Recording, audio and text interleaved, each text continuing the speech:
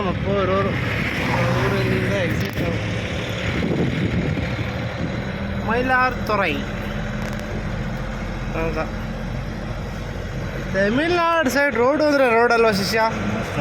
ಹಾಂ, ಈ ರೋಡ್ಗಳನ್ನೆಲ್ಲ ಮಾತಾಡ್ಸೋಕ್ಕೆ ಆಗಲ್ಲ ಬಿಡಪ್ಪ ತಮಿಳ್ನಾಡು.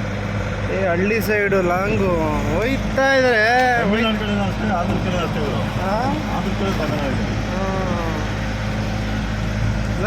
ನಂಬರ್ 1 ರೋಡ್ ಹೋದ್ರೆ ತಮಿಳ್ನಾಡು ರೋಡ್ ಸುಮ್ಮನೆ ಇರಲ್ಲ.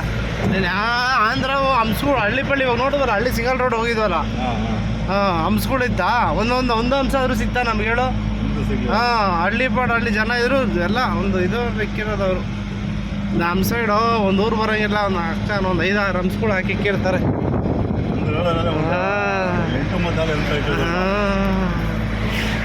ನೋಡ್ರಿ, ತಮಿಳ್ನಾಡಲ್ಲಿ ಕಾವೇರಿ ನೀರು ಹರ್ಕೊಂಡೋಗೋ ಜಾಗ ಇದು.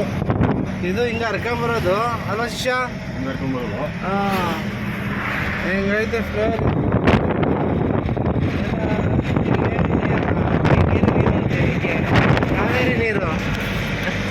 ಕಾವೇರಿ ನೀರು ಹರ್ಕೊಂಡೋಗೋ ಜಾಗ ಇದು.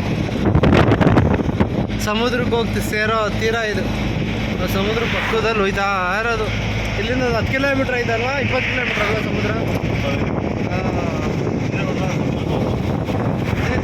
ನೀರೇ ಇಲ್ಲ ನೋಡಪ್ಪ. ಕಾವೇರಿ ನೀರು ಇಷ್ಟು ಉಕ್ಕಿ ಹರಿದು ಮಿಕ್ಕಿ ಸುಳಿತಾ ಆಗ್ತಿದೆ.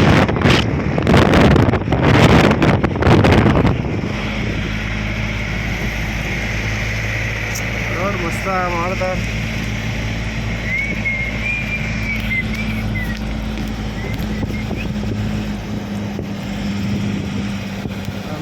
ಗಾಡಿ ನಮ್ಮ ಬಡ ದೋಸ್ತ್, ನಾವು ನಮ್ಮ ಗಾಡಿ